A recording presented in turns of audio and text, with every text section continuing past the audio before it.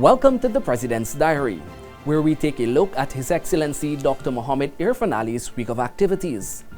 Coming off of the Christmas holiday weekend on Tuesday, His Excellency expressed his immense satisfaction with the Natural Resource Fund Bill prior to its presentation and eventual passage in the National Assembly.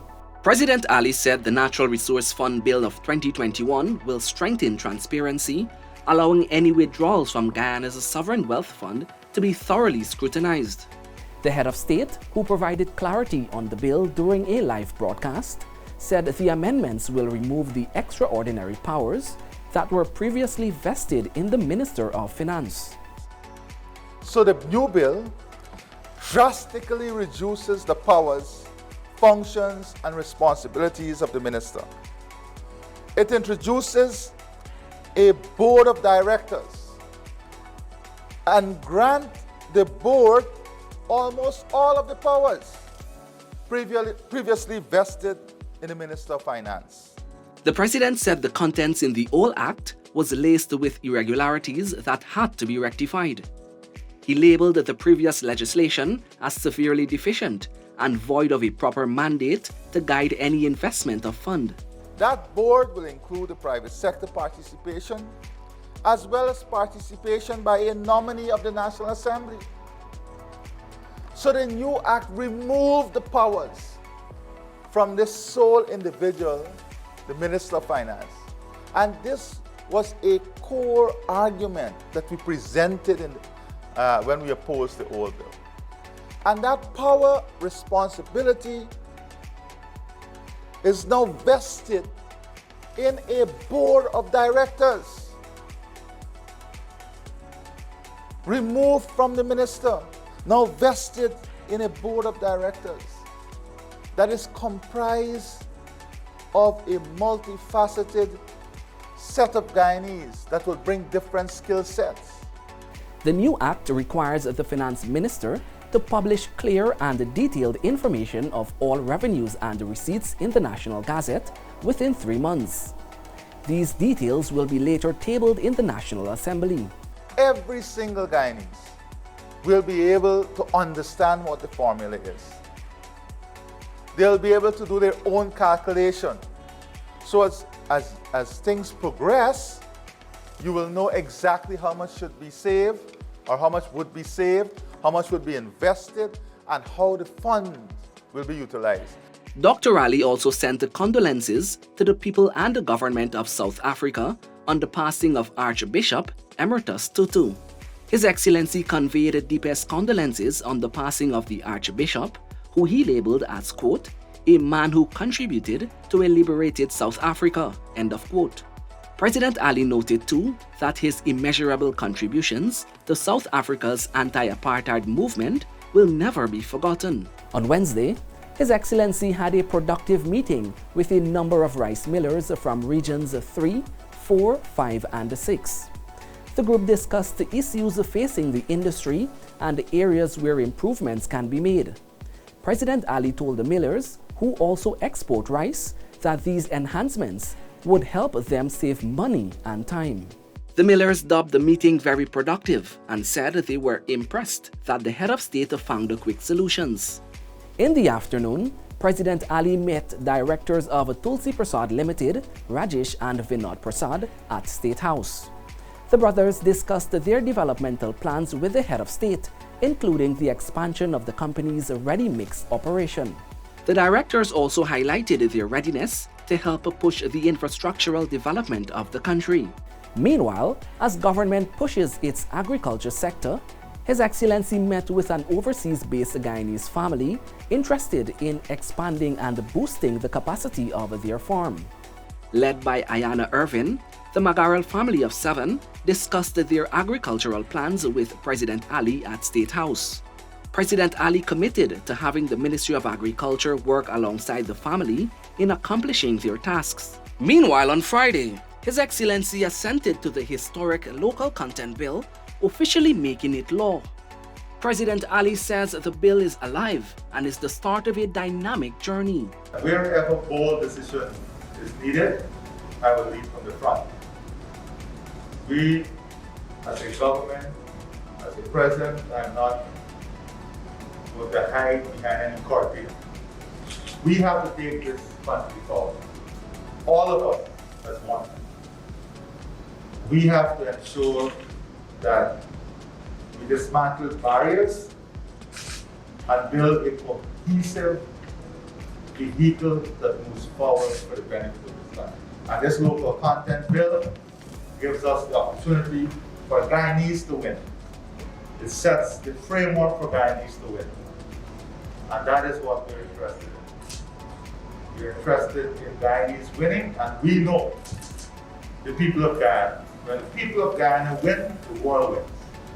The signing was witnessed by Senior Minister in the Office of the President with responsibility for finance, Dr. Ashni Singh, Attorney General and the Minister of Legal Affairs, Mohabir Anil Nandlal, Senior Counsel, and the Minister within the Ministry of Public Works, Deodat Indar, as well as members of the private sector and the civil society.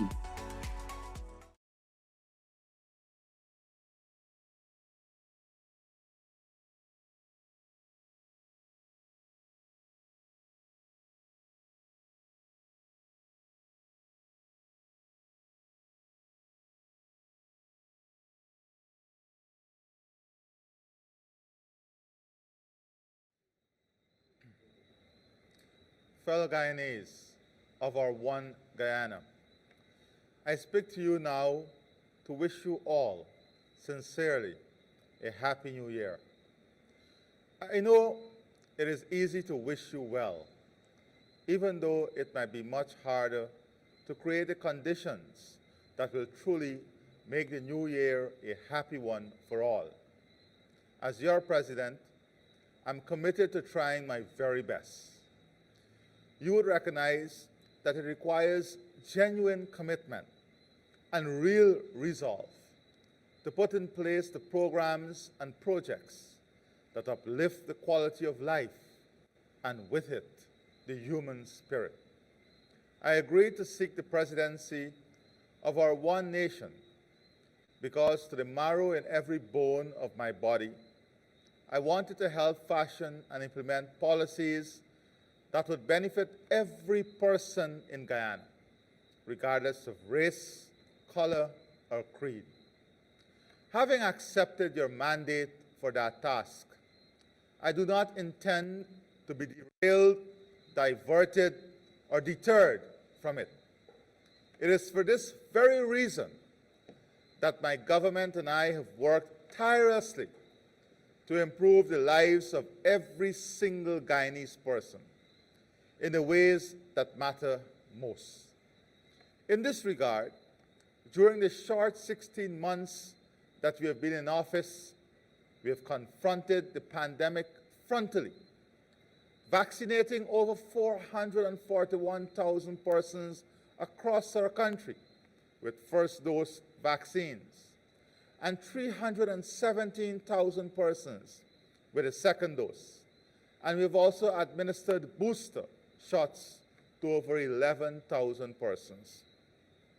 We have distributed over $7.5 billion worth of COVID-19 relief cash grants to households across all 10 regions, injecting critical liquidity in the economy and providing a cash lifeline to households, so many of which were thrown into distress as a result of the pandemic. Distributed over $7.3 billion in flood relief cash grants to farmers and households to help them recover from the May-June floods of 2021. We removed punitive taxes on such things as electricity, water, medical and educational supplies, basic food items, and household necessities. Restored the Because We Care cash grant to parents of school-age children and expanded it to include children attending private schools, amounting to over $3.6 billion, benefiting 192,000 children. Restored the one-month tax-free bonus to members of the discipline services, while also granting one-off payments to workers in the health sector, and granting a 7% across-the-board increase to all central government employees. We made a one-off payment of $250,000 each to sugar workers who were severed, while we continue to work to reopen the sugar industry that was so callously closed by the previous government. We have increased old age pensions by over 21% to $25,000, and public assistance by 33% to $12,000 monthly. Distributed nearly 10,000 house lots to applicants. Started to construct over 20 new housing schemes in several regions of the country, including in such places as Edinburgh, Storeville, Great Diamond, Golden Grove, Cummings Lodge, LBI, Number 77 Village, Number 79 Village, Region 10, among others. We launched the Gold Scholarship Program and awarded 6,000 to Guyanese students in all 10 regions. We built and opened a new interlink road between Eccles and Diamond and started construction on a new 4-lane highway from Mandela to Eccles. Furthermore, we have already advanced the procurement process for the continuation of the 4-lane highway from Eccles to Diamond Link. We launched the tender process for a new bridge across the Demra River, a new road from Linden to Mabura, the Mila Falls hydropower plant, and a power plant to be built on the Wales Development Authority, while work is also advancing on the historic Gas to Shore project. Fellow Guyanese, we also reduced serious crime to its lowest level in 10 years. We have had the highest seizure and interception of narcotics in a decade, and reduced road fatalities and fatal accidents to their lowest level in 16 years. The lowest level in 16 years. We have restored growth to our economy, lifting the non-oil economy out of a contraction of over 7% in 2020 to positive growth in 2021. Against this background of these very exciting developments, and even more exciting prospects that lie ahead, it would be remiss of me not to deplore the unseemly behavior of the opposition members of the National Assembly last Wednesday, when they resorted to violent threats and intimidation to stop a bill whose virtues they feared. The contempt to seize the Speaker's mace, the symbol of his authority over the conduct of the Assembly, and to surround the Minister of Finance, shouting in his face, was gross unparliamentary behavior that carried a dire warning.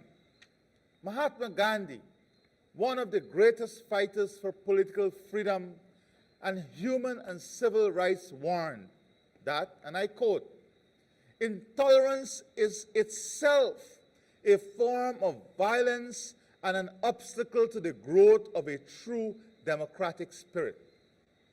What we witnessed in the National Assembly was not only a violent assault on democracy, but a blatant disrespect for the highest lawmaking institution of our nation. If persons charged with the responsibility for the conduct of the nation's business resort to violence and intimidation, what example do they give to the nation, especially to the young? Our nation must not be hobbled by those trapped in a culture of violence and intimidation, whose only contribution to the national debate is physical confrontation. My brothers and sisters, it is worth saying a few words about the real cause of the undignified actions of members of the opposition in the National Assembly. They claim that repealing a bill they unilaterally passed, giving the Minister of Finance excessive power over the National Resource Fund and placing it instead under the supervision of an independent and nationally accountable body is somehow wrong. Yet, every children would know that if a government wished to steal from the NRF, the best way to do it would be to remain with the APNU-AFC proposal and to leave the Minister of Finance in control with little or no oversight. That is the plan that the APNU-AFC put in place for itself, assuming that it had fixed the March 2020 elections and would have all the power today to abuse the money in the NRF as they pleased. What your democratically elected government has now done is to remove the Minister of Finance from having such unlimited and unbridled power. Instead, we have created a governance and operational structure that is transparent and accountable, and in which non-political, highly reputable persons carry out the responsibilities of supervision and compliance. In essence, the powers of oversight and control are with you, the people. The opposition and certain media outlets have tried to mislead their audiences into believing that I will be appointing the board of directors unilaterally and will have control over them. Nothing is further from the truth. While as president of this country, I'm obliged to sign letters of appointment, the board will include a person selected by the National Assembly. All parties therein, after consultation and debate among themselves. It would also include representation from the private sector, which gives a voice to civil society in a newly established decision-making body responsible for overall management of the fund. Mind you, a decision-making body that did not exist under the APNU-AFC bill. The opposition brawl in the National Assembly was to prevent you from hearing all this. Of course, I know that you, the people of our one Guyana, expect to see benefits from the NRF flow to you, to improve your lives now, to deliver more jobs and better wages.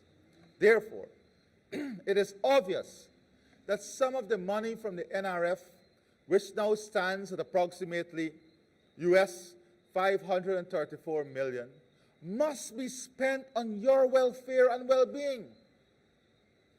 It is for that reason that the new legislation provides a mechanism by which the Parliament will approve the transfer of funds for projects and programs that the government has to carry out. And I re-emphasize that. The Parliament will approve projects and programs that the government will carry out, approved by the Parliament. And these projects and programs that the government has to carry out to raise your standard of living, to improve your circumstances, and to give you a better life. And I add, has to account for every cent of the money. When transfers are made to that department, for what purpose and the results of the spending, all have to be made public. It has to be audited. The audit report has to be presented to the National Assembly. And of course, the PAC will have a chance to review the Auditor General report as it does now. And you should recall that the World Bank has projected that over the lifespan of the oil and gas production, Guyana could earn US 72.8 billion in revenues from the multiple offshore projects that will be operational. Surely, it is right that with full and adequate supervision by reputable persons nominated by Parliament and the private sector, a portion of those funds should be spent on improving the lives of the people of Guyana, all of them, and bettering the conditions in which they live. Sadly, but truly, that is what the opposition parties fear.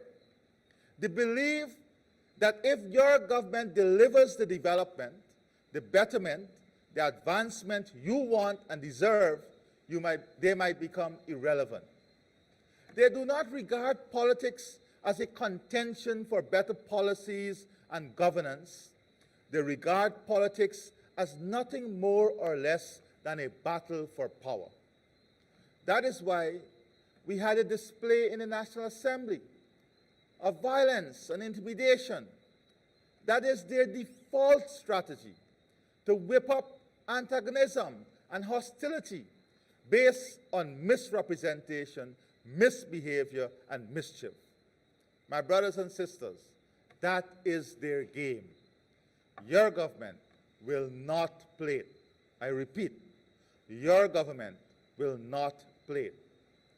As the President of Guyana and of all Guyanese people, without exception, I will not be distracted from the goal of building a one Guyana, in which all our people enjoy equality of opportunity, and a pathway to prosperity. I've said it before, and I say it again now. I do not want a rich Guyana of poor people. Yes, Guyana must be rich, so that never again should we be among the poorest in the world. Never again should our poor have to be nomads seeking survival in other parts of the world. Never again must we be subjected to insults and contempt. But our people must share in the benefits of the wealth that is now Guyana's, and sharing it without fear or favor. It is a right of their birth and a right that has been earned by them and their foreparents, who toiled, sweated, and sacrificed to make Guyana their beloved homeland. I know that underlying the strategy of intimidation by certain persons in the opposition, and let me be clear, not all of them, there is a desire to exploit the old boogie of race and racism.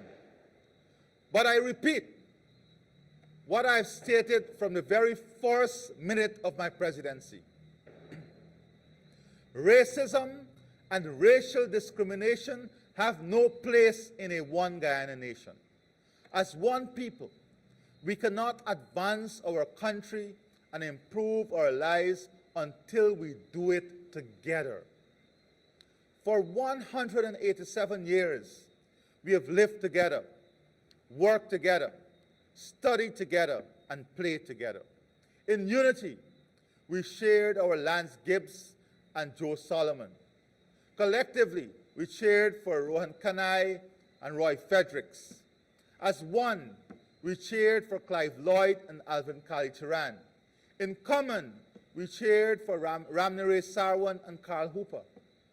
In our cheering and support, we cheered for our own, paying no attention to their race and every attention to the national pride they represented. That symbolized in the most telling and compelling way that we have one common bond and shared aspirations. We all want to move in the same direction towards a better future for ourselves, our children, and our grandchildren. I believe with all my heart and soul that this is what the people of our one Guyana want. And it is what your government and me personally are committed to delivering.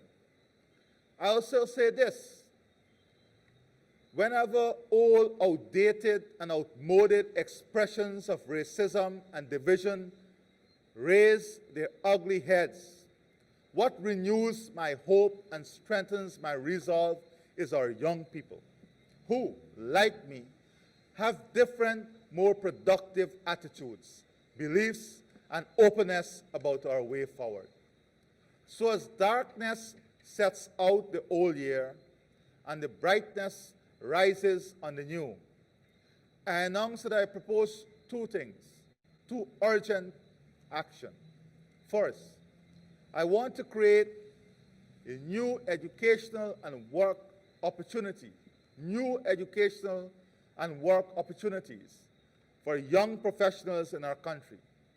I want them to gain experience and to become educated and trained to be owners and managers of all sectors of our society. While at the same time, we must rely on foreign know-how in the oil and gas sector. The ground must be ready now for young Guyanese to assume those positions, regardless of their race, color, or creed. The ministers of government have already been advised to implement policies throughout their ministries and departments, and in the award of scholarships and the building out of training institutions to this effect. The second thing that I announce now is my intention as president to hold meetings and engage with individually organized groups of young people, including the youth arms of all political parties, starting as soon as these can be arranged. I want to hear their views. I want to learn how they think we should shape the future of our one Guyana. How they think also we should shape the future of our one Guyana. I want to dialogue with them about the kind of country they wish to inherit and how they will advance it. My fellow countrymen, the next generation must be better than this one. If not, our country will regress, not progress. When I look at my little son in all his innocence, I want the best for him. One that is free of racism, discrimination, and violence. One that is firmly set on the path of harmonious relations and equity for all Guyanese. I know that every parent wants the same thing for their children. I turn now to two of the main threats that Guyana continues to face, along with the rest of the world: the continuing COVID-19 pandemic and the supply chain crisis.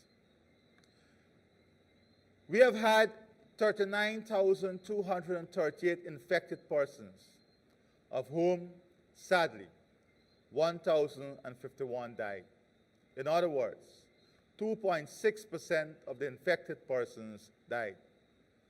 The low number in comparison to many other countries is a tribute to the government's timely actions and to the health workers, particularly those in the front line who provided unselfish care. We continue to be grateful to our health workers and to thank them for their outstanding service. Similarly, we mourn with the families and friends of the 1,051 persons who succumbed to the dreaded disease. Every life is precious, and my government is doing all in its power to provide the equipment, including ventilators, vaccines, and medical facilities to curb infections. No effort will be spared until the pandemic is ended, here and everywhere else in the world. I use this opportunity to call on unvaccinated persons to overcome their fear of inoculation. The evidence from both within Guyana and across the globe, the global community, is that vaccines save lives and give protection against new variants, such as Omicron, which is far more transmissible than the original virus and its Delta variant. We all want a life free of fear and free of masks, a life in which we can mix freely, embrace our elderly, travel to see our families, and welcome our relatives and friends to our homes. But none of this will be possible with any level of comfort and safety until at least 70 to 80% of our eligible community, including our children, are inoculated. I urge everyone who is not vaccinated to reconsider their position in their own interests, their families' interests, and the interests of our homeland. This is another battle we can only win together. With regard to the global supply chain, the goods that we import for consumption and production, COVID-19 has disrupted the process, adversely impacting the world. It is disturbing our development plans. It is also causing an increase in the goods we import, hiking shipping costs from US $2,000 per container at the beginning of 2021 to US $20,000 by the end of this year, not only for Guyana, but for every country. There have also been massive delays in the transportation of delivery of cargo. All this has pushed up prices for goods and consumable items internationally, and Guyana is no exception. Tackling this issue requires new and creative measures, which my government has either started to put in place or in the process of implementing. I do not promise that we can solve all aspects of the problem alone. It is a global challenge, but I do pledge this: my government will lose no time in seeking ways to ease the strain on the people of Guyana. In collaboration with the private sector, we will roll out strategies early in the new year to alleviate the problem as best we can. My fellow Guyanese, following the ICJ ruling on the jurisdiction in the case regarding the Guyana-Venezuela controversy, we have been putting all our efforts in preparing to submit our memorial on the merits of our case by March 8, 2022. We will not rest in our efforts to preserve our sovereignty and territorial integrity. Equally, we will continue to be a responsible member of the international community, enhancing our profile at the regional and international levels. So as the new year brings rebirth, renewal, and reinvigoration, I call on all Guyanese to join me in taking our beloved nation to a higher destiny and a noble expression of our oneness from which all will benefit, thrive, and prosper. I wish you a happy new year. Let us make 2022 a year of joy and progress. God bless our beloved Guyana.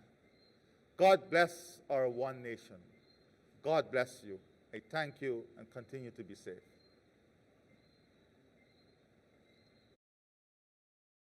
This has been the President's Diary, where we took a look at His Excellency Dr. Mohammed Irfaan Ali's week of activities. Thank you for watching, and do join us again next week.